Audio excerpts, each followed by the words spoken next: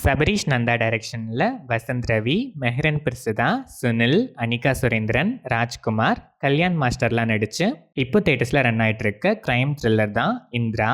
பார்வை போனதால வேலையும் போய் வீட்லயே இருக்க X police officer Indrakumar Vasanth Ravi wife கூட சந்தோஷமா இருக்க ட்ரை பண்ற டைம்ல ஒரே பேட்டர்ன்ல பல கொலைகள் தொடர்ந்து நடந்துட்டு வருது.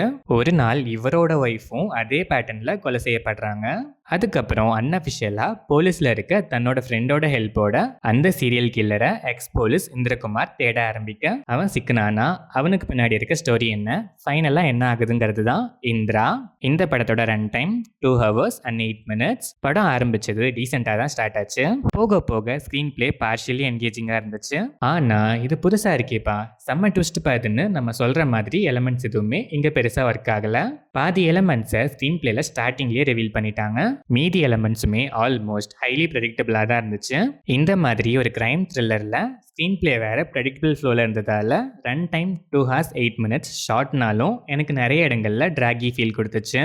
ஆப்வியஸ்லி நமக்கு முன்னாடி என்ன நடக்குதுன்னு தெரிஞ்சதை ரொம்ப நேரமாக சொல்லிட்டே இருந்தால் அந்த ஃபீல் தானே வரும். செகண்ட் ஆஃப் ஃப்ளாஷ்பேக்னு ஆல்மோஸ்ட் எல்லாமே ஒரு சிலது தவிர ப்ரெடிக்டபிள் தான். அன்பிரடிக்டபிள்னு சொல்கிற மாதிரி எலமெண்ட்ஸ் ரொம்ப ரொம்ப ரேராக தான் இருந்துச்சு. கிளைமேக்ஸுமே அதே மாதிரி ப்ரெடிக்டபிள் தான். வசந்த் ரவி செட்டில்டு பெர்ஃபார்மன்ஸ் இந்த படத்தோட மேஜர் பிளஸ் இவரோட பெர்ஃபார்மன்ஸ் தான். பிளைண்டா நீட்டாவே பெர்ஃபார்ம் பண்ணியிருக்காரு. Mehran Prasitha short screen space தான், but neat performance. Anikha Surendran அதை விட ஷார்ட் ஸ்க்ரீன் ஸ்பேஸ் தான், பட் பெர்ஃபார்மன்ஸ் நல்லாவே இருந்துச்சு.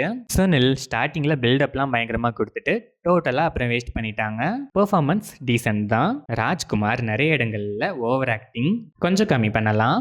ஸ்க்ரீன் பிளேயில் சீன்ஸே நார்மலாக ஃபீல் ஆகிற பல இடங்களில் ஏண்டா இப்படின்னு வடிவேலு டெம்ப்ளேட்டில் கேட்குற மாதிரி ஆர்டிஃபிஷியலாக ஒரு ஜர்க் கிரியேட் பண்ண ட்ரை பண்ணியிருக்காங்க.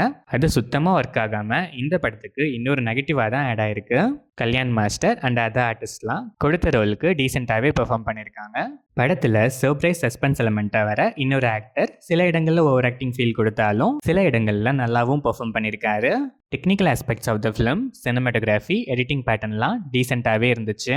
Songs okayish, background score decent. ஓவராலாக பார்த்தா ஐடியாவை கூட ஓகே, பட் அதை ப்ரெசென்ட் பண்ண விதம் ஃபர்ஸ்டே எல்லாமே நம்ம கண்டுபிடிச்சதுக்கப்புறம் அதை ரொம்ப நேரம் வளைச்சு சுற்றி சொல்கிற மாதிரி தான் இருந்துச்சு.